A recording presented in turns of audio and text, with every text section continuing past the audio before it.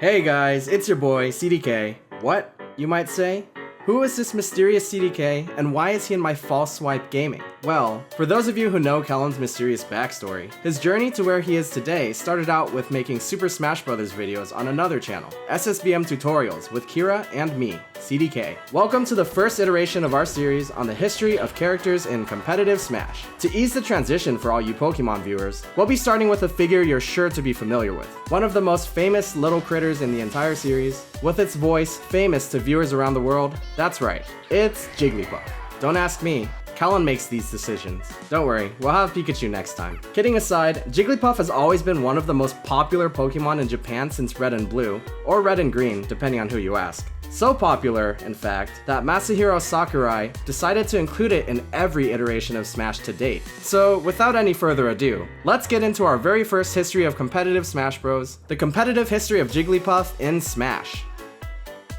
Along with Pikachu, Jigglypuff was one of the two representatives of Pokemon in the original Super Smash Bros. For Nintendo 64. Certainly, she was one of the best looking members of the whole cast. When you're just a ball with triangles coming out of your corners, it's pretty easy to look good even in a low poly setting. Let's start with Jigglypuff's biggest strength, her movement in the air. By far, her biggest advantage was her aerial mobility. Puff had some of the best horizontal airspeed in the game, multiple jumps, and the ability to face whatever direction she wanted after her jumps. However, Puff actually had quite low vertical airspeed, which meant chasing characters and getting follow-ups could sometimes be difficult. With that said, Puff's aerial movement was still among the best in the game. In the current meta, with Dreamland being the only legal stage, Puff's horizontal airspeed means she can easily navigate between platforms and refresh her jumps. She also has a good repertoire of fun platform tricks to help her move fast. For example, if she runs off side platform and immediately jumps, she'll perfect land on the top platform. This mobility helps her utilize one of her other biggest tools, her gigantic hitboxes. In the air, Jiggs has a whole lot of disjointed hitboxes. What's more, her combos are extremely easy to pull off, and extremely punishing, especially those starting off with her forward throw.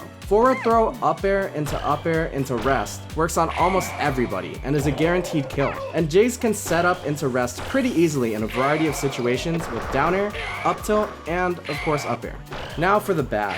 Jigglypuff is of course the lightest, floatiest, and lowest gravity character in Smash 64. And while those attributes can contribute to her dominance in the air, it also means she can be easily killed at low percents by a majority of the cast. Oh, but Pikachu Dexter with a wonderful comeback in game 1. Her low vertical airspeed means her recovery is actually pretty linear, limited to jumps and rising pounds as it is. Puff's hardest matchup is of course Pikachu. For those of you who know Smash 64, that's not surprising at all. Pikachu is widely agreed upon to be far and away the best character in the game. But the Electric Rat has a variety of tools that specifically counter the Puff Ball really well. While Puff can match Pikachu in horizontal airspeed, Pikachu's superior vertical movement means that he can catch Puff extremely easily. And once he does, that's pretty much curtains. Pikachu combos and edgeguards Jigglypuff very effectively, whereas Jigglypuff has a hard time doing both of those things in return past early percents. Jigglypuff also struggles against Fox and Luigi for a bit of different reasons. In those matchups, it's at the early percents that Jigglypuff struggles to put anything together. While high-level Puffs can mitigate that, after all, Japanese solo Puff main, Wangera, was ranked 5th on the 64 League rankings. Puff is pretty settled in as a mid-tier. The official tier list has her at 6th, just below Fox and Yoshi. But recent opinion and the performance of Wizrobe have led to an upswing in Yoshi's placement. When we talked to KeroKeroppi, one of the top players in the game, he said that he would personally put Puff at 5th above Fox, but the two diametrically opposed characters are pretty even. Since she was considered to be below Mario in the olden days, that's pretty good. Solidly in the upper half of a cast where we've seen many characters make deep bracket runs. Whew, that was a lot. Well, good news for you. A lot of Puff's strengths and weaknesses are gonna stay the same. So what's the deal with Puff and Melee? Great airspeed, huge disjointed hitboxes, and threatening combos that can, on improper DI or missed stocks, end your life extremely quickly. It's worth saying beforehand that Puff is one of the characters who's seen the most mobility in Melee. Let's look through the history of Melee tier lists for NTSC. 17th, 10th, 9th, 8th, 7th, and then 3rd? The King, known as pretty much the inventor of Puff, inspired many Puff players during the early ages of Melee with his creative combo videos and high placings at MLG's Melee tournaments. After moving around in the middle of the tiers for a while, Puff suddenly rose all the way up to top tier with Fox and Falco. What gives? Well, what happened was the rise of a certain smasher you might know today as an electric Fox and Falco main. That's right, Mango. With his breakout performance at EVO 2007, legendary run at Pound 3, and dominance of the scene thereafter, single-handedly catapulted Puff into the top tiers. Mango's Jigglypuff innovated a ton of tools that Puffs still use today, like aggressive reads into rest, and an aerial drift that could trip up opponents. At the time, certain players hailing from the East Coast even claimed Mango only got the results he did because of Puff. He's counterpick now. Okay. Whoa. Okay, well that's dirty. It's dirty because there's no risk involved. You just jump.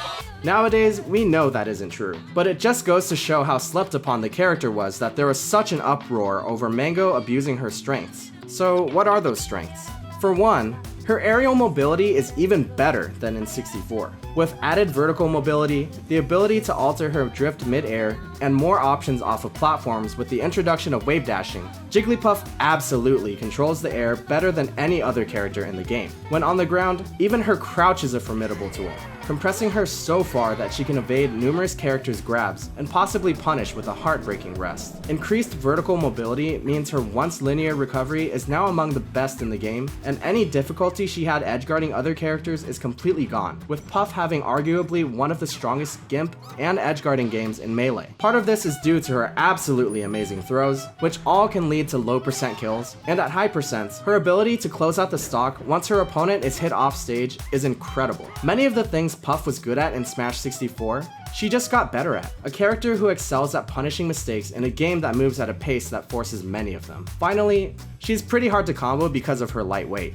However, that weight is still her bane as well. Sure, Puff might live through a barrage of Falco pillars, but she can also die for getting grabbed at 35% on Yoshi's story. And since she's mostly attacking out of the air, shielding and moving around her hitboxes can work wonders. Puff is no longer lauded as a top 3 character. Mango was just that good, but she's still a top tier. Certain Puff players have her at 5th, above Peach, but honestly, placing Puff has been hard. Her top representative has been a lock at 3rd or 2nd in the world for the past 2 years. But without Hungrybox, Puff's representation is minimal at best. Is that just because her playstyle is boring compared to other top tiers? Maybe, but it also has to do with her matchup spread. By far, Puff's hardest matchup is the Fox matchup, and with brackets overrun with wannabe Vulpine multi-shiners, that makes making a deep bracket run a daunting task for any fresh-faced Puffball. Fox's insane mobility, lasers which force Puff to approach, and easy to access options off the top all make life really hard for our marshmallowy friend. When we spoke to Hungrybox, he said Fox was almost designed to beat Puff,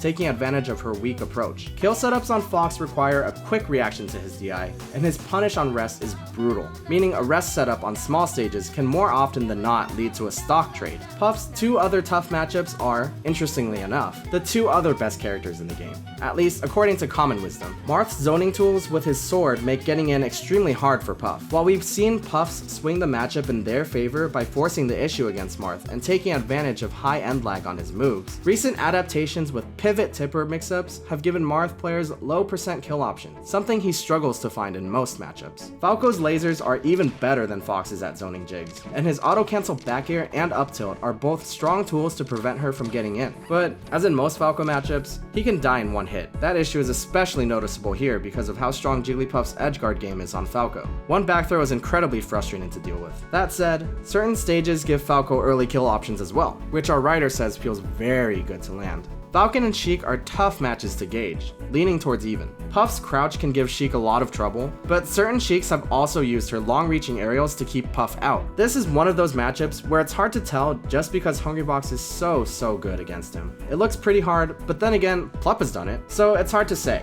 Likewise, Falcon can have trouble with Puff because an offstage Falcon should be a dead one, and her harrying of his shield can really give him trouble. But Wizrobe has shown that Falcons can out-gigantic aerial and outweight Puff to great results. Past that, Puff pretty much beats the entire rest of the cast, with an especially favorable matchup against Peach, one of the other top tiers, and the main of the current best player in the world, Armada. In the past, Hungrybox's Puff has forced Armada to switch off of Peach and pick up Young Link as a niche counterpick character. Young Link's mobility and projectiles allow him to play a keep-away game, but after Hungrybox solidly beat Armada in not one, but 2 sets at EVO 2014, Armada has switched to Fox for Puff and hasn't looked back since. As of recently, Young Link has once again been proven to be a viable counterpick character against Puff, as Axe used Young Link over his usual main, Pikachu, to fight Hungrybox at Super Smash Con 2017. All that together puts Jigglypuff around 5th or 6th, an incredibly good placement in Melee. It's nice that Jigglypuff was so good in Melee, because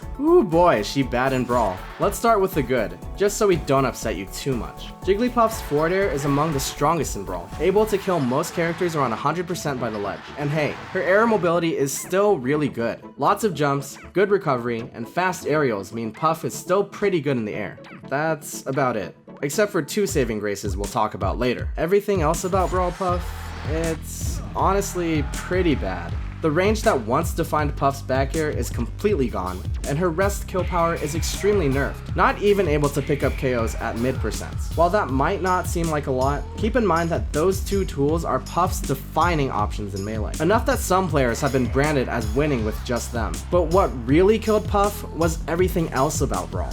For one, everyone's recovery in Brawl is good. That means Puff's recovery isn't special anymore, and also means that her Gimp game is pretty much obsolete. The overall physics didn't help either, with everyone else reaching the same floatiness as Jigglypuff. Her air combo game was severely nerfed, and comboing into kill moves or rest was not nearly as easy as before. Oh yeah, and you could air dodge safely out of her combos now too. Now those 2 saving graces both rely on quite specific mechanics. In fact, specific to Brawl only. If Puff auto-cancelled her down air and caused the opponent to trip, she could get a guaranteed rest. And it was this that top Puff players like Dapuffster relied on to replace the early rest setups that Melee featured. The second gimmick is a Brawl technique called Dacus, an abbreviation for dash attack cancelled up smash. By cancelling a dash attack into an up smash, who would have guessed? Jigglypuff could slide across the ground and quickly up smash, which, look, it gave her something, okay?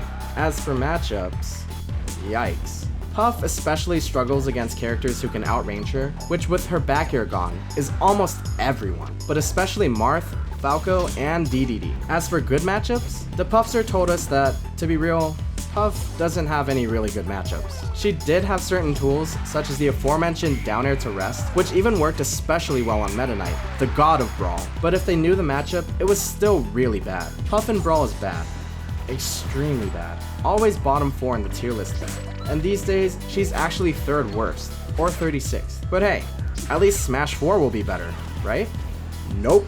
Puff is, according to quite a few people, the worst character in Smash 4. While certain scientists out there argue otherwise, and have developed Jigglypuff-specific tech for early kill setups, most agree that she is, if not the worst character, very, very, very bad. Dapuffster even dropped Puff in Smash 4 because she was just that bad. So why is Puff so bad in Smash 4? Well, before we say that, let's start with the pros. First of all, Puff got her back air back. Well, sort of. While the power that was in her forward air in Brawl got transferred into her back air again, much like in Melee, Jigglypuff's back air is slower. Slow enough, in fact, that hitting with it, one of her only kill moves, is pretty difficult. Still, it's a buff. Along with that, Puff's rest is a pretty good kill option again, but that too comes with caveats, which we'll talk about now, in the bad stuff.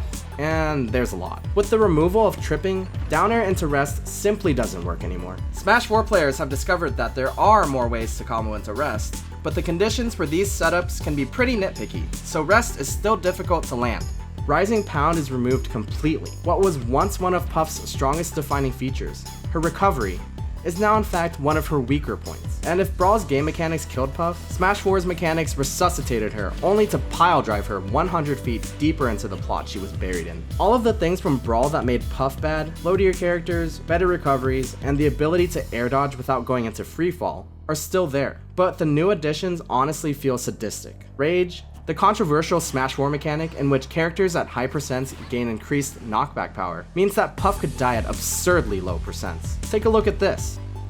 Oh, I knew it was in a roll too, I knew it. Granted, that's Ganondorf, but still. Oh yeah, and that buffed rest in Smash 4, vertical KOs, which rest always is, don't always result in a star KO, or the longer animation that could guarantee Puff safety in other games. So even if you landed a rest, you could get punished and die for it. Awful. Just awful. We said it already, but Jigglypuff is a contender for the worst character in Smash 4. With the game's possibility of balance by patching, many have rallied to buff the Puff, but for now, it seems like the balloon Pokemon is about as threatening as, well, a balloon. And that's all for this video. Thank you guys so much for watching, and if you want to see more, be sure to subscribe to False Swipe Gaming for more weekly gaming content. And if you liked me, you can follow me on Twitter at @SSBM_CDK, or check out my channel, SSBM Tutorials, to learn more about Smash Bros. Melee. Have a wonderful day,